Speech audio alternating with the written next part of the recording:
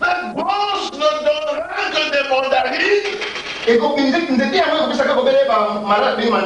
Tambe Wana, et comment ça fait ma mandarine? Amen. Parce que la vie qui est dans cette branche est la vie de la mandarine. Pas notre naissance naturelle. Par notre naissance naturelle, nous sommes nés pécheurs. Tous nos sentiments nous poussent à faire le mal. Et nous nous réjouissons du monde et des choses du monde. Voler, tricher, mentir, tuer et commettre adultère ne nous fait rien. Même si tu décides de changer, tu ne changeras pas. Il faut qu'une autre vie entre en toi. Voler, mentir, commettre adultère, tuer, et toutes ces choses que la Bible interdit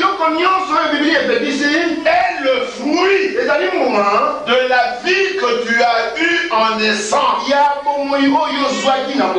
Donc quoi que tu fasses, tu te retrouveras toujours brisant la parole de Dieu quelque part. Alors il faut que Dieu vienne, qu'il ôte la vieille vie et qu'il mette une vie nouvelle. Et cette vie nouvelle, c'est la vie de Jésus. Cette vie nouvelle, c'est la vie de Dieu lui-même. Quand il mettra cette nouvelle vie, le désir de voler te quittera.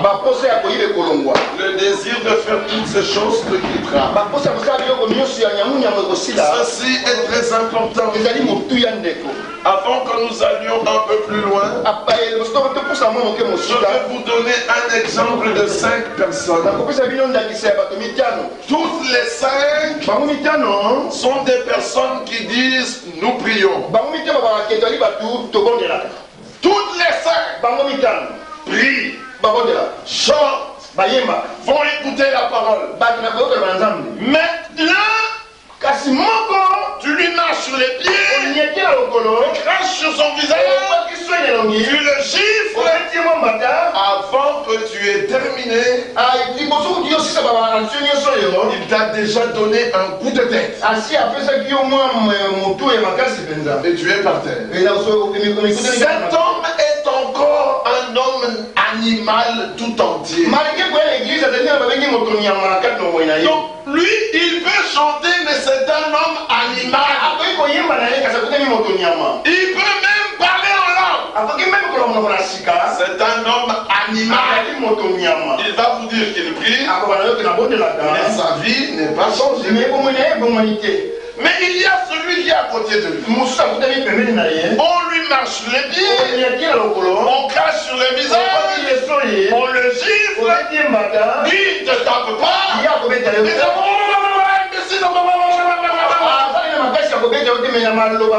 Lui aussi est encore un homme animal. Parce que la Bible dit dans Matthieu 15, c'est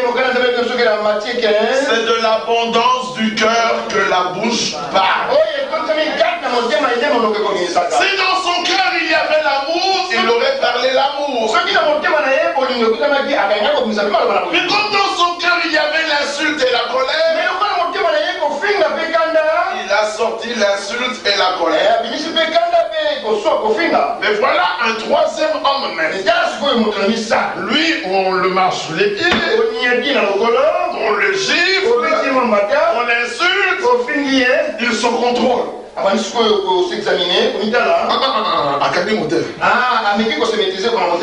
Il essaie de se contrôler. Et puis il souffle. Imbécile.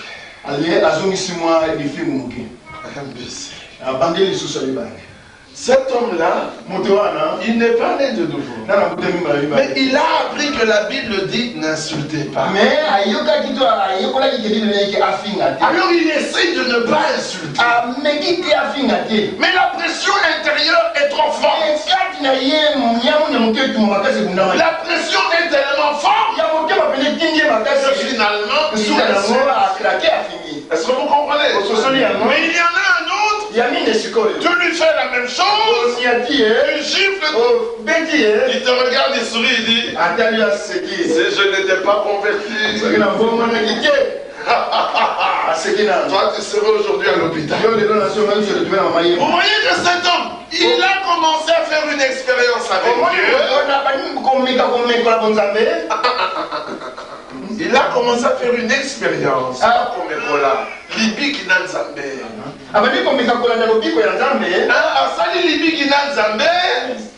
Mais il est encore enfant dans le Seigneur. Alors il est encore animé de certains sentiments. Mais il y en a un autre, tu lui fais tout ça. Lui te regarde et dit que Dieu ait pitié de toi. Il n'a pas senti le mal que tu lui as fait. Mais il se dit en lui, s'il savait qu'il fait ça à un fils de Dieu, et comment il attire sur lui la colère de Dieu, je n'aimerais pas être à sa place. Alors l'homme a pitié de toi. Il a pitié parce qu'il a peur que Dieu ne te fasse trop de mal. Alors il dit que Dieu te pardonne. C'est ce qui est arrivé à Golgotha. Jésus a été frappé. Les hommes se moquaient de lui. Mais Jésus dit, Père, pardonne-les. Ils ne savent pas ce qu'ils font. Mais nous, on attend toujours qu'on nous demande pardon. Et puis quand on nous demande pardon, il y en a même qui ajoutent, oui, tu demandes pardon et tu recommences toujours. Ah non, non, non, non, ça ce n'est plus correct. Hein. Une fois ça va, deux fois ça va. Mais Jésus a dit 70 fois, 7 fois. Si en une journée ton frère te fait du mal et te demande pardon, tu lui pardonneras 70 fois 7 fois. Ça veut dire 490 fois. 490 fois en une journée qui n'a que 24 heures. Or tu as dormi peut-être 8 heures ou 10 heures. Donc il n'y a que 14 heures où tu es éveillé. Et en 14 heures tu dois pardonner quelqu'un 490 fois. Si vous n'êtes pas né de nouveau, si la vie de Dieu n'est pas en vous, vous n'arriverez jamais. La question est, es-tu réellement né de nouveau? Mes frères, ce n'est pas de l'imagination. L'homme qui est né de nouveau, la vie de Jésus montre en lui. Il en est conscient. Il se rend compte que lui-même, il aurait fait ça, mais ici, Dieu le pousse à faire ça. Cet homme est transformé. Au point que ceux qui le regardent, dans le livre d'Antioche, dans le livre des Actes à Antioche, quand les païens ont regardé les disciples, eux, les païens, on dit ces hommes, ce sont des chrétiens. Des chrétiens. C'est-à-dire qu'ils sont semblables à Christ. Mais aujourd'hui, c'est les hommes qui mettent sur leur église du Christ. Quand on leur pose une question, ils disent moi je suis chrétien. Mais chrétien. Mais en ce temps-là, c'était les gens qui les regardaient qui était obligé de dire non, non, ces hommes sont différents. Ce sont des chrétiens. Ils sont différents. Est-ce que vous comprenez cela? C'est capital. C'est là où nous voulons aller. Et pour que vous deveniez comme ça, il faut que la parole de Dieu ait la première place dans ta vie. Paul, qui était croyant, il a demandé au Seigneur sur le chemin de Damas, Seigneur, que veux-tu que je fasse? Mais aujourd'hui, c'est nous qui disons au Seigneur, Seigneur, je voudrais faire ça pour toi. Non, non, non, le Seigneur n'a pas besoin de ce que tu veux faire. Le Seigneur voudrait que tu lui demandes, que veux-tu que je fasse? Ça, c'est dans Actes au chapitre 9. Et dans Galates au chapitre 4, Paul dit, que dit l'Écriture? Donc chaque fois qu'un croyant veut faire quelque chose, il demande toujours, que dit l'Écriture? Alors vous devez savoir ce que dit l'Écriture. C'était une courte parole qui vous était donnée avant que nous n'entrions dans notre sujet. Mais je crois que nous avions demandé que ceux qui ont des questions qui puissent les poser. Est-ce qu'il y en a qui ont préparé quelques questions? Avant que nous entrions dans notre sujet, n'hésitez pas à poser vos questions. Si vous avez écrit, nous allons répondre. Si vous n'avez pas écrit, posez la question, nous allons répondre. Vous pouvez nous donner les papiers ici. Frère Laurent, s'il y a quelqu'un qui a une question, tu peux prendre. Frère Laurent, et nous allons répondre. Vous allez poser vous-même? J'ai des questions à poser. Oui. Pourquoi Caïn a-t-il demandé à Dieu qu'il soit protégé parce que lorsqu'il avait tué son frère, Dieu a pu pourquoi Dieu a-t-il donné un signe distinctif à Caïn?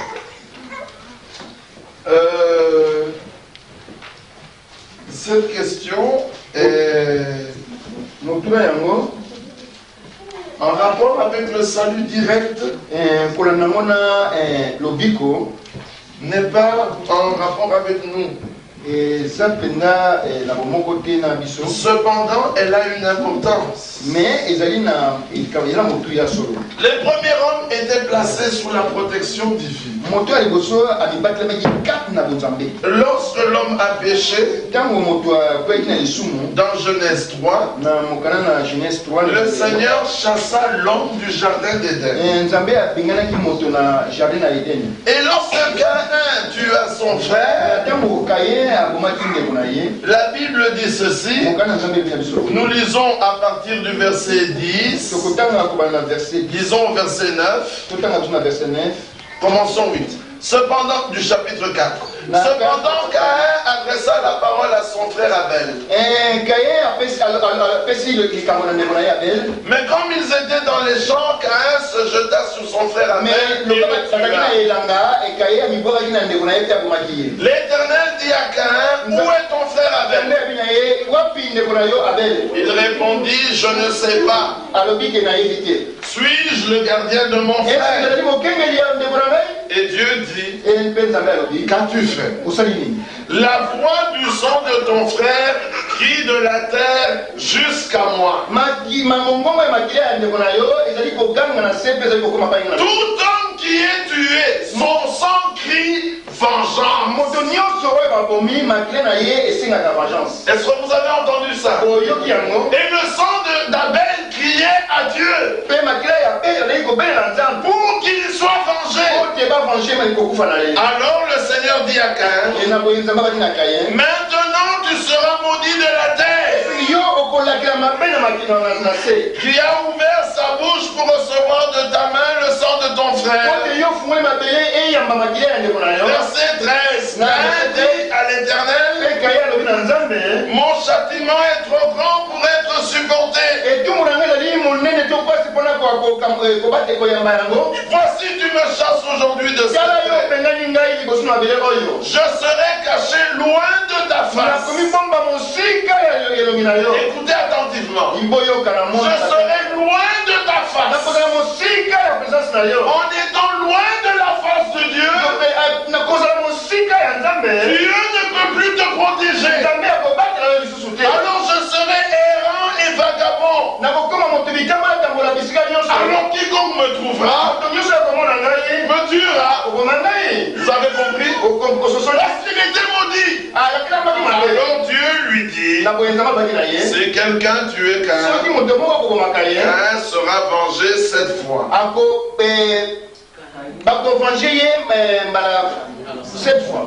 Et le Seigneur mit un signe sur Caïn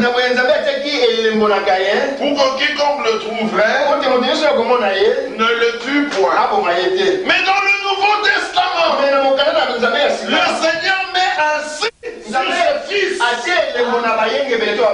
Et ce fils, c'est le baptême du Saint-Esprit.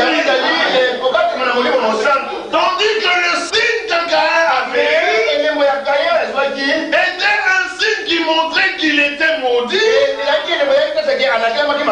que Dieu lui-même allait se charger de se venger.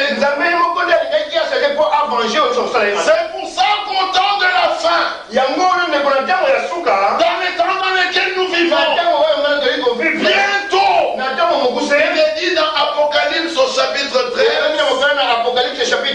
qu'il y aura un signe qui sera donné à toute la terre. C'est le signe de la bête. La marque de la bête. Et ce signe, il est dit dans Apocalypse 13. Écoutez ce qui est dit. Il est dit là au verset 16. Verset 16. Et elle fit que tous, petits et grands,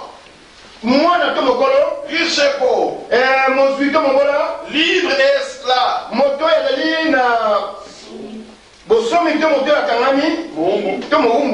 reçoivent une marque sur leur main droite ou sur leur front, et que personne ne puisse acheter ni vendre sans avoir la marque, le nom de la bête ou le nombre de son nom. Continue de son nom. C'est ici la sagesse. Quand celui qui a de l'intelligence calcule le nombre de la bête.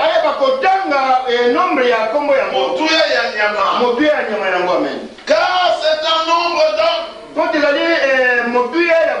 Et son nombre est 666. Au temps de la fin, il n'y aura que 2 groupes d'hommes. Ceux qui auront le Saint-Esprit, qui est le signe de Dieu, et ceux qui auront la marque de la bête, qui est un signe de malédiction. Est-ce que vous avez compris? Et ce signe, c'est 666. C'est parce que nous n'avons pas de tableau ici. Mais quand vous regardez sur la tiare du pape, on a écrit Vicarius Filii Dei. C'est ce qui veut dire le vicaire de fils de Dieu. Le remplaçant du fils de Dieu. Or, le fils de Dieu vit éternellement. Peut-il être remplacé? Je Je vais vous montrer qu'il vit éternellement. Hébreux chapitre 7. Écoutez ce qui est dit. Au verset 24. Hébreux 7, 24. Mais lui, parce qu'il demeure éternellement, possède un sacerdoce qui n'est pas transmissible.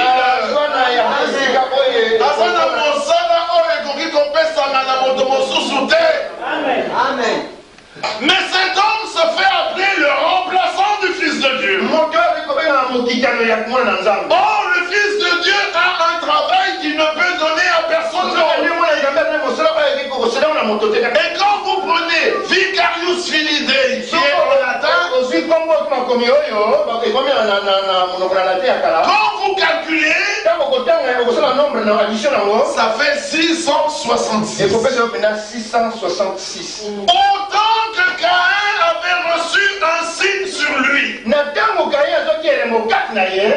même aujourd'hui, tout homme qui croit au faux enseignement de la Trinité,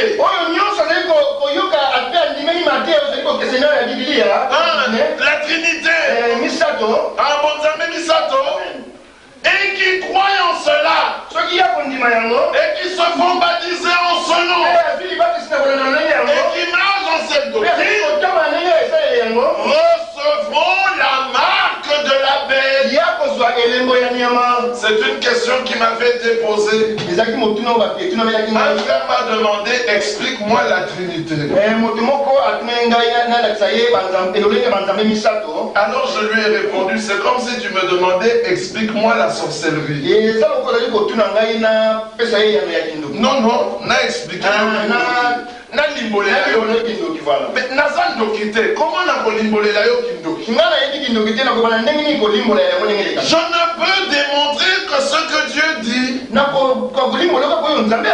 Il n'y a pas trois personnes en Dieu. Le mot Trinité n'existe pas dans la Bible. Je vais prendre que quelques passages de l'Écriture. Dans l'Ancien et dans le Nouveau Testament. Et vous verrez qu'il n'y a qu'un seul Dieu. Car le premier commandement d'Israël est Marc Marc 12, 28. Écoute, ô Israël, l'Éternel ton Dieu est l'unique Seigneur. Marc 12, 28. 29. Jésus répondit, voici le premier. Écoute Israël, le Seigneur notre Dieu est l'unique Seigneur. Amen. Le scribe lui dit, verset 32, bien, mais tu as dit avec vérité que Dieu est unique. Vous avez entendu? Il n'y a pas trois personnes en Dieu. Il n'y a qu'un seul Dieu. Regardez ce que dit le livre d'Ésaïe au chapitre 40. 44. Ésaïe 44. Vous allez lire avec moi. Ésaïe 44, verset 6. Ainsi parle l'Éternel, roi d'Israël et son rédempteur, l'Éternel des armées. Je suis le premier et je suis le dernier. Nazali ya liboso pe nazali ya suka. Et hors moi, il n'y a point de Dieu. Ah, qui a parlé? C'est Dieu. Il dit, je suis le premier. Et je suis le dernier. Et hors moi, il n'y a point d'autre Dieu. C'est Dieu qui dit ça. Maintenant, dans le livre d'Apocalypse, Jésus dit ceci. Apocalypse chapitre 1er. Verset 17. Quand je le vis, je tombais à ses pieds comme mort. Il posa sur moi sa main droite en disant, ne crains point, je suis le premier et le dernier et le vivant. Dites-moi, il y a combien de premiers et de derniers? Un seul. Dans l'Ancien Testament, l'Éternel dit, je suis le premier et le dernier. Dans le Nouveau Testament, Jésus dit, je suis le premier et le dernier. Alors nous comprenons que l'Éternel de l'Ancien Testament, c'est Jésus du Nouveau Testament. Ce n'est pas deux personnes, c'est une seule personne. Amen. Amen. Quand nous en arrivons au Saint-Esprit, Jean chapitre 16, c'est Jésus qui parle encore. Jean, que dis-je? Chapitre 14. Jean 14. Verset 16. Jésus dit, et moi je prierai le Père. Il vous donnera un autre consolateur, afin qu'il demeure éternellement avec vous. Écoutez, l'Esprit de vérité, que le monde ne peut recevoir, parce qu'il ne le voit point, et ne le connaît Yango. Et ne le connaît point. Mais vous le connaissez, car il demeure avec vous. Qui demeurait avec eux? C'est Jésus qui est avec eux. Car il demeure avec vous. Et il sera en vous. Amen. Dieu dans le ciel est appelé Père. Dieu sur la terre est appelé le Fils. Et Dieu en nous est appelé le Saint-Esprit.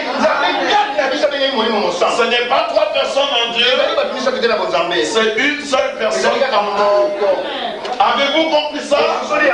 Que ceux qui ont compris disent Amen. Nous ne croyons pas en trois personnes en Dieu.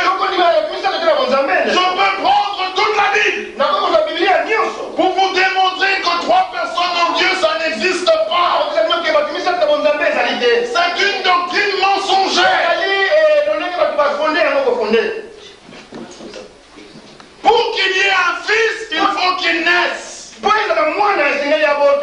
le fils était né sur la terre, à Bethléem.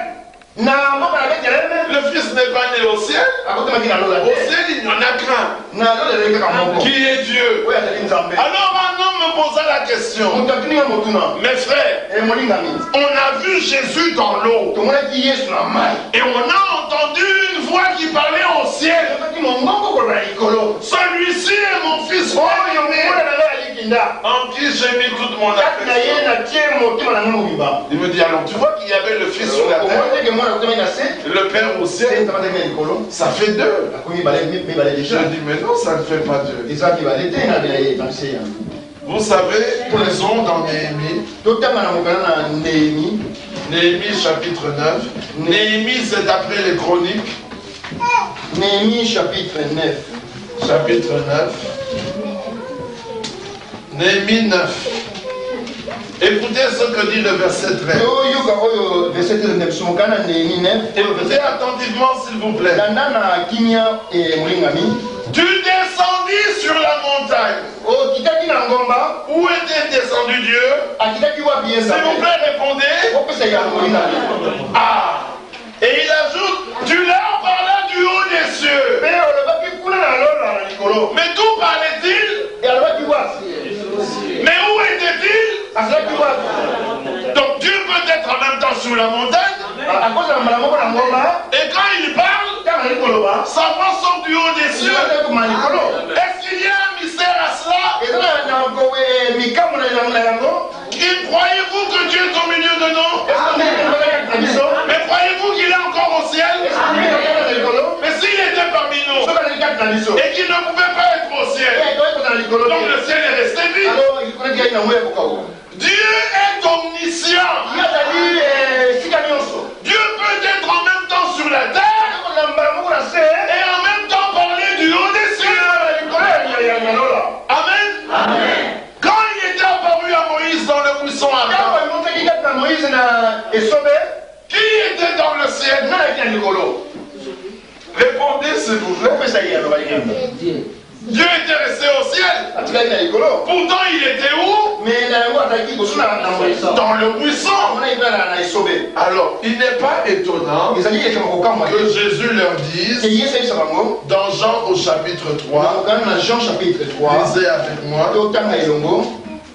verset 13.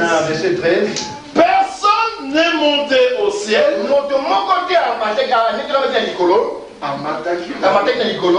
si ce n'est celui qui est descendu du ciel, le Fils de l'homme qui est dans le ciel. Ah. Est-ce que vous avez entendu ça? Je répète. Jésus dit, nul n'est monté au ciel si ce n'est celui qui est descendu du ciel. Le Fils de l'homme qui maintenant est au ciel. Où était Jésus? Il était sur la terre ou au ciel? Sur la terre. Mais lui il dit que le Fils de l'homme est maintenant au ciel. Alors où était-il? Alléluia. Il était en même temps au ciel et sur la terre. Pourquoi? Parce qu'il est Dieu. Toi tu ne peux pas être ici et dehors. Mais Dieu peut être ici et dehors, en haut et en bas.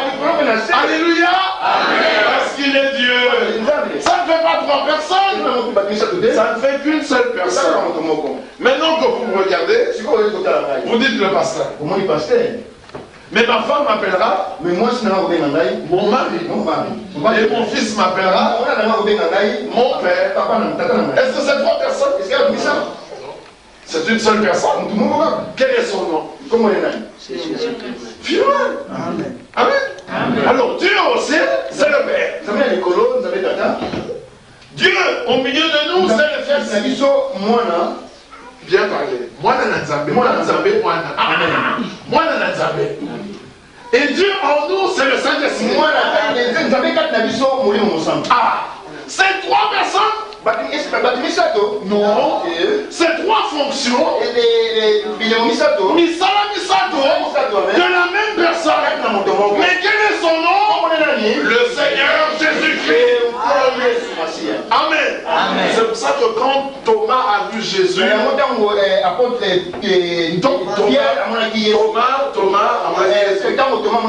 Jésus lui dit, avance ta main, touche ici. Mets ton doigt dans les pieds et crois. Arrête de douter. Thomas dit, mon Seigneur, Kolonangai et mon Dieu. Et Jésus dit, tu as cru parce que tu as vu. Heureux ceux qui croiront sans avoir vu. Alléluia. Voyez-vous? Alors vous êtes heureux. Même si vous n'avez pas de papier, vous êtes heureux. Même si vous n'avez pas de quoi manger, Dieu dit vous êtes heureux. Alléluia. Quand Dieu vous dit quelque chose, croyez-le. Dieu dit heureux ceux qui ont faim et soif de la justice, car ils seront rassasiés. Avez-vous faim et soif de la justice? Vous êtes heureux. Notre joie ne vient pas de son haut. Notre joie vient d'en haut. Alléluia. Je me souviens, un jour, j'étais avec un homme à Kinshasa. Il était colonel. C'était un ami. Et puis on parlait. Et puis je lui dis, mais sais-tu qu'un jour je te jugerai? Il me dit, toi me juger? Je dis, mais je te jugerai. Il dit, tu rêves? Dans un autre gouvernement ou quoi? Je dis oui, dans un autre gouvernement. Ne sais-tu pas que les saints jugeront la terre? Alléluia. Amen. Ne sais-tu pas que je m'asserai sur le trône avec Jésus? Lui roi, et moi à côté de lui, et je te jugerai. Tu me reconnaîtras. Moi aussi je te reconnaîtrai. Mais ce sera trop tard. Nous sommes les hommes les plus heureux de la terre. Nous hériterons la terre.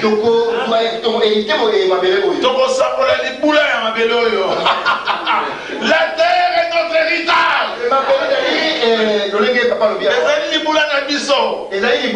Oui, parce que le Seigneur a dit, Matthieu 5, heureux les démoniaques,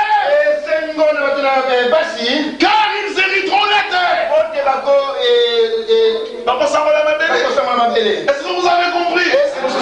Toute cette terre est à nous. Mais nous éviterons cela bientôt. Amen. Il y a une autre question. Oui, vas-y. Quelle est la volonté du Seigneur pour notre temps? La volonté du Seigneur pour notre temps. C'est une question très profonde. C'est en rapport avec la parole prophétique.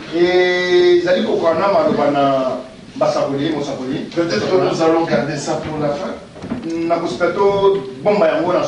Parce qu'il y a d'autres questions peut-être qui peuvent être répondues très rapidement. Vous me suivez d'où vient le chiffre 666? Ou comment s'explique le chiffre 666? Si vous me donnez un grand papier avec un bic, je vais vous montrer ça. Un papier, oui, avec un bic.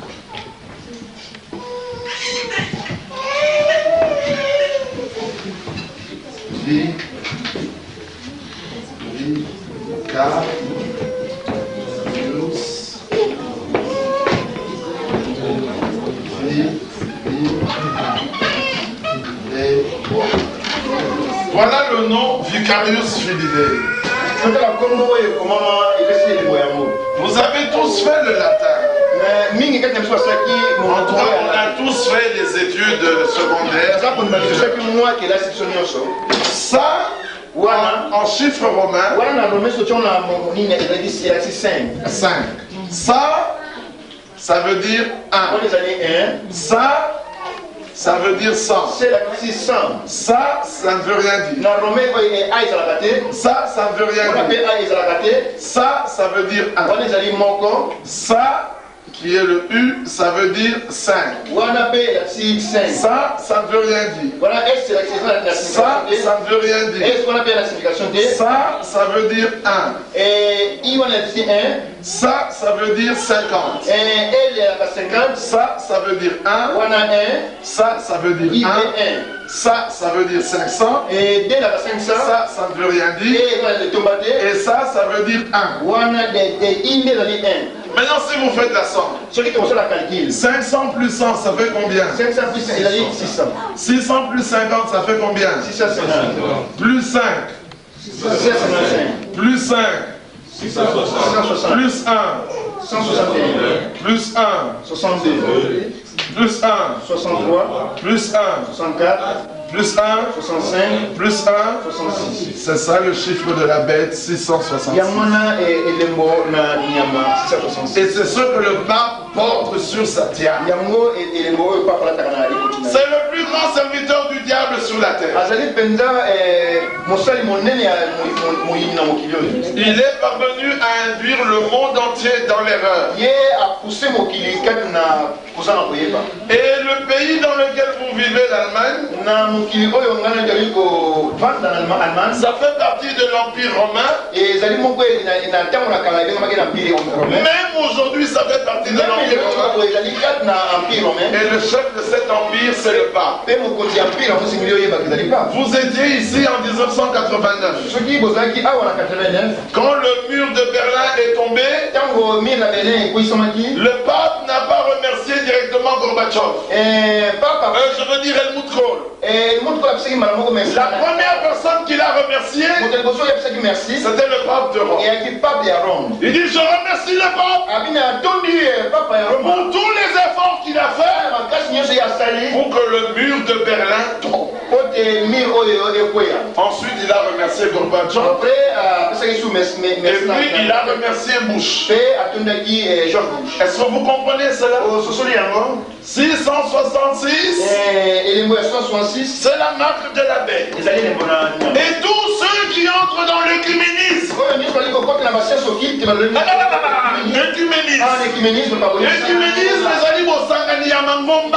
Amen. tous les gens qui entrent dans le Conseil mondial des églises, il y en a qui croient en 3 personnes en Dieu, il y en a qui croient en 2 personnes, il y en a qui croient en 1 personne, ils se mettent ensemble et disent, nous croyons le même Dieu. Mais c'est pas vrai. Est-ce que vous comprenez ça? Ils se mettent même avec les musulmans et tous les autres. Nous n'avons rien contre les hommes qui vont dans ces communautés. Mais nous essayons de vous expliquer que par ce moyen-là, l'ennemi essaie de réunir tous les hommes sous une seule tête. Et quelle est cette tête? Le pape. Le pape est reçu comme un chef religieux et il est en même temps reçu comme un chef politique. Et il a l'autorité sur tous les rois. Si nous avons le temps, nous verrons toutes ces choses dans la Bible quand nous répondrons à la question qui est quelle est la volonté de Dieu. Une autre question, s'il vous plaît. Pourquoi Dieu a créé les serpents et ce sont Parce qu'il avait péché. Dieu a le droit de donner chaque punition comme il veut. Amen. Amen. Dieu est Dieu. Voyez-vous cela? Amen. Il n'a aucun compte à nous rendre. Non, non, non, non. C'est-à-dire, il n'a pas est-ce que je peux ou je ne peux pas? C'est lui qui est Dieu. S'il décide que tu ne peux pas faire ça, tu n'as aucune question à lui poser. La Bible dit dans Romains chapitre 9. Qui es-tu toi qui discutes avec lui?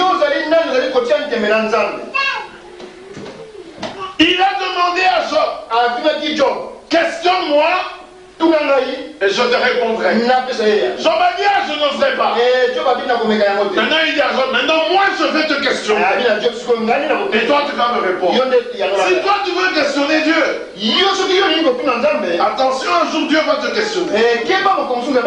Et tu ne sauras pas comment lui répondre. Parce que là tu te poses à lui. Est-ce que tu comprends? Quand Dieu dit la force des croyants, c'est que nous croyons ce qu'il a dit. Amen. Amen. Nous ne comprenons pas certaines choses. Je vais vous poser à tous une question. Voyez-vous que l'homme est composé du corps, de l'âme et de l'esprit?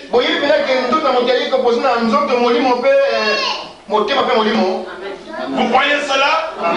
C'est la Bible qui l'a dit. Est-ce que vous savez le prouver? Il n'y a pas moyen de le prouver. La Bible, nous croyons, mais en grandissant, la Bible Petit à petit, nous avons de plus en plus de connaissances. Amen. Est-ce que vous comprenez bien la chose? Il y a une autre question qui m'avait été posée. On m'a dit, mais pourquoi les Juifs ne veulent pas des Palestiniens? J'ai répondu, les Juifs aiment les Palestiniens. Mais ce sont les Palestiniens qui n'aiment pas les Juifs. Alors la personne me dit, mais pourquoi les Juifs prennent-ils les terres des Palestiniens? Les Juifs n'ont pris aucune terre des Palestiniens. Regardez avec moi dans Jérémie au chapitre 10, s'il te plaît. Tu es celui qui dérange le plus. Jérémie chapitre 27. Vous avez tout le temps de parler avec mon frère dehors. Jérémie chapitre 27. Jérémie 27. Mes frères, j'espère que vous n'êtes pas mécontents quand je vous fais certaines remarques. Je le fais pour que nous apprenions comment nous conduire en présence de Dieu. Parce que si nous interdisons aux enfants de le faire, pourquoi nous avons-nous le droit? Donc nous tous devons être respectueux. Que Dieu vous bénisse. Jérémie chapitre 27. Écoutez au verset 5. Dieu dit, c'est moi qui ai fait la terre, les hommes et les animaux qui sont sur la terre, par ma grande puissance et par mon bras étendu, et je donne la terre à qui cela me plaît. Avez-vous entendu? Avez-vous bien entendu? Dieu donne la terre à qui il veut. C'est clair, n'est-ce pas? Maintenant, écoutez dans Deutéronome 32. Deutéronome 32, 5e Bible Deutéronome. Deutéronome 32. Là, le Seigneur fait une déclaration incroyable. Deutéronome 32. Le 32, verset 8. Deutéronome 32, verset 8. Quand le Très-Haut donna un héritage aux nations, quand il sépara les enfants des hommes, il fixa les limites des peuples d'après le nombre des enfants d'Israël. Est-ce que vous comprenez? Quand Dieu avait dit aux habitants de la terre, occupez la terre, il leur a dit les limites que vous ne pouvez pas dépasser, ce sont les limites que j'ai données aux enfants d'Israël. Vous avez entendu? Israël est le seul pays au monde qui a reçu ses frontières de Dieu. Tous les autres pays, leurs frontières, ils les ont obtenues par la guerre et la conquête. Mais Israël, ses frontières, c'est Dieu qui les lui a données. Et regardez là où Dieu leur a donné ses frontières. Genèse chapitre 15. Genèse chapitre 15. Lisez avec moi. Au verset 18. Verset 18. En ce jour-là, le Seigneur fit alliance avec Abraham. Je donne ce pays à ta postérité. Depuis le fleuve d'Égypte jusqu'au fleuve Euphrate. Vous avez vu la limite? Le fleuve Euphrate se trouve en Irak. Donc quand vous regardez la Syrie, le Liban Sud, une partie de la Jordanie, une partie de l'Irak et de l'Arabie Saoudite font partie du territoire que Dieu a donné à Abraham. Mais ce sont les hommes de la terre. D'abord, Nebuchadnezzar. Il a emmené Israël en captivité, il les a éparpillés sur la terre. Le roi des Perses, Cyrus, est venu. Il a ramené Israël dans son pays. Il lui a simplement donné Jérusalem et une partie de Judée. Puis Titus est venu, l'empereur romain. Il a chassé Israël de la terre avec l'interdiction qu'aucun juif ne pouvait entrer dans Jérusalem. Et pendant 2000 ans, on a retrouvé les juifs sur toute la surface de la terre. Finalement, en 1946, la Société des Nations, qui est devenue l'ONU, ont décidé de redonner à Israël son pays. Mais ce pays était maintenant déjà occupé par d'autres personnes. Alors ils ont découpé le pays en petits morceaux. Ils ont dit à Israël, vous prenez ceci, et les Palestiniens cela. Les Arabes n'ont pas voulu. Ils ont fait la guerre en 48. Israël a gagné. Ils ont fait la guerre en 67.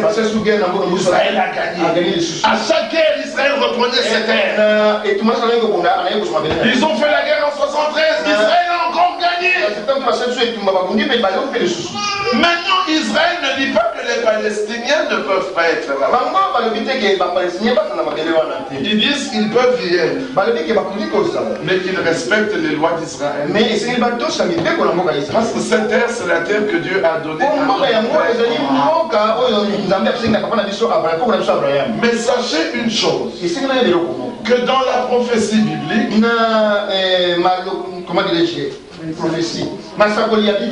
la Bible montre que lorsque vous verrez Israël revenir dans la terre promise,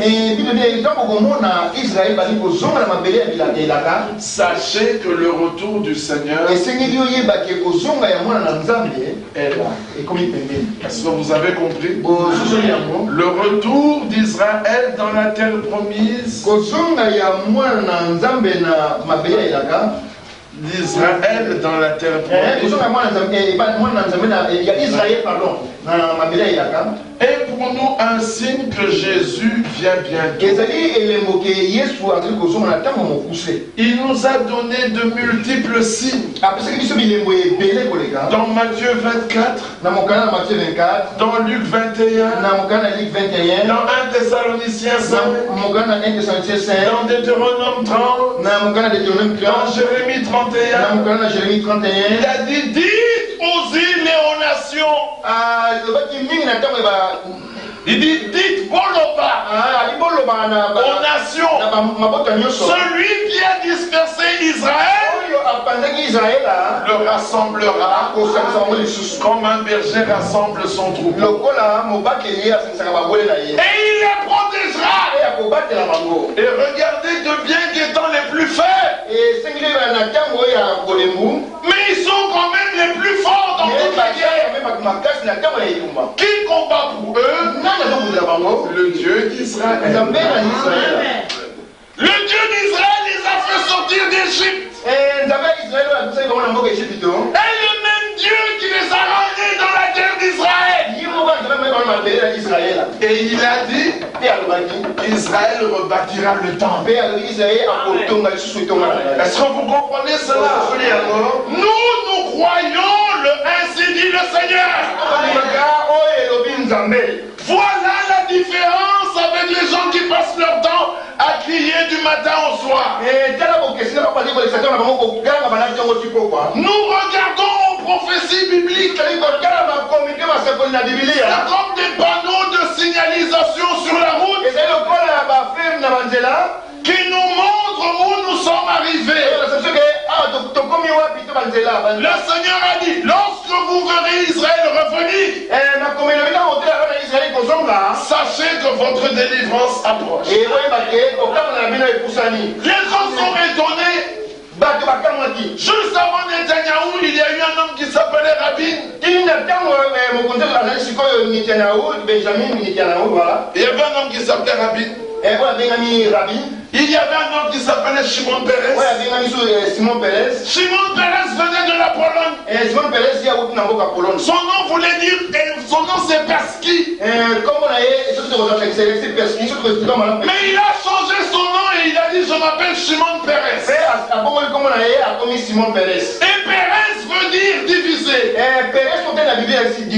Et cet homme a commencé à diviser la terre d'Israël. Disant aux Palestiniens, on vous donne un peu de terre et vous nous donnez la paix. Alors, pour la première fois en Israël, les mots traîtres sont apparus. Et dans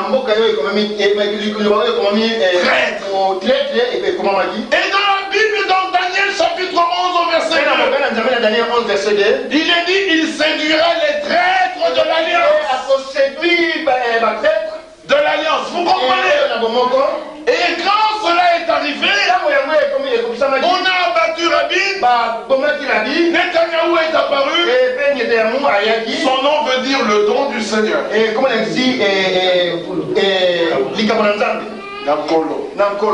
il est le 13e premier ministre d'Israël. Exactement comme Samson était le 13e juge en Israël. Et regardez que maintenant le temps est arrivé où les Juifs, les Arabes sont à bout. L'Inde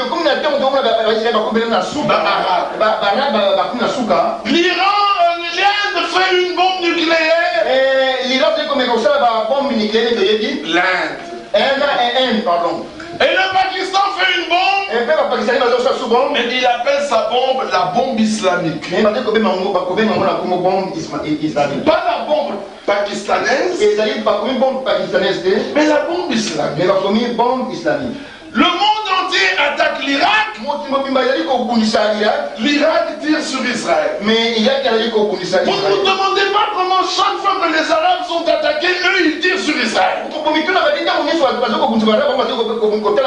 Le Seigneur avait dit qu'il y a une guerre qui va éclater à cause de Jérusalem. Et aujourd'hui les Arabes sont décidés à déclencher cette guerre. Et la Bible dit quiconque essaiera de diviser Jérusalem, de la soulever. Jérusalem. Zacharie chapitre 12. Je ferai de Jérusalem une pierre pesante. Et je briserai les reins de quiconque essaiera de la soulever. Nous, quand nous voyons ça, nous disons le retour de notre Seigneur est proche. Luc 21 dit les gens mourront de terreur au bruit des flots de la mer,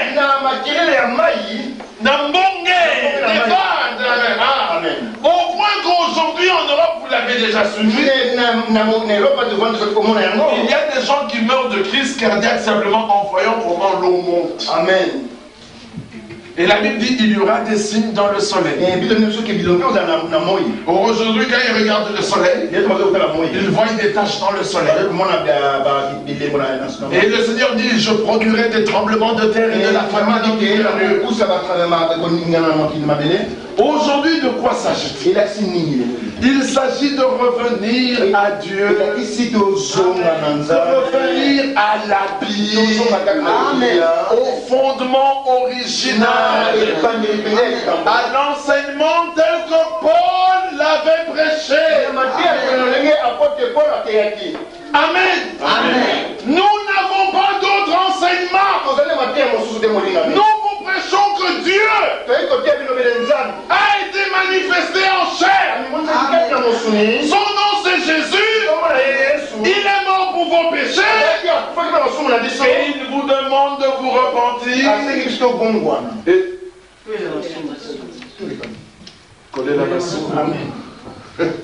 Et lui, il vous baptisera du Saint-Esprit.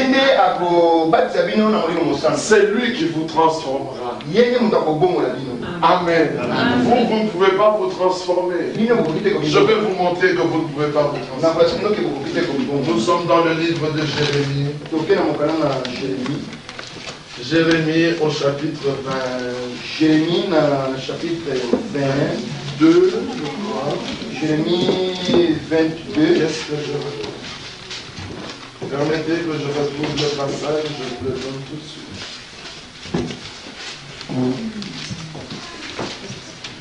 Chapitre 13. Jérémie chapitre 13. Verset 23. Verset 23. Un Éthiopien peut-il changer sa peau et un léopard ses taches? De même, pourriez-vous faire le bien? Vous qui êtes accoutumés à faire le mal? Avez-vous lu ça? Est-ce qu'un Éthiopien est noir? Est-ce qu'il veut changer sa peau? C'est pas possible. C'est pour cela que nos soeurs, n'essayez pas de changer votre peau. Les noirs veulent devenir comme des blanches. Et les blanches veulent devenir comme des noirs. Les noirs mettent du ambi et je ne sais quoi pour devenir clairs. Et les blancs vont se bronzer au soleil pour devenir noirs. Les noirs défrisent les cheveux et font n'importe quoi qui coule partout pour ressembler aux blancs. Et les blanches vont se faire lier les cheveux pour ressembler aux noirs. Les noirs veulent parler comme des petites blanches. Et les blanches vont se faire mettre de la silicone ici, pour ressembler aux noirs. Silicone, un produit là. Elles mettent du silicone dans nez pour que les nez deviennent gros comme les nôtres. Amen. Traduit. Elles vont mettre du silicone pour avoir le muscle fessier. Soyez heureux de ce que Dieu a fait de vous. Je suis fier d'être noir. S'il m'avait fait un blanc, j'aurais été fier d'être blanc. S'il m'avait fait jaune, j'aurais été fier d'être jaune. Si j'avais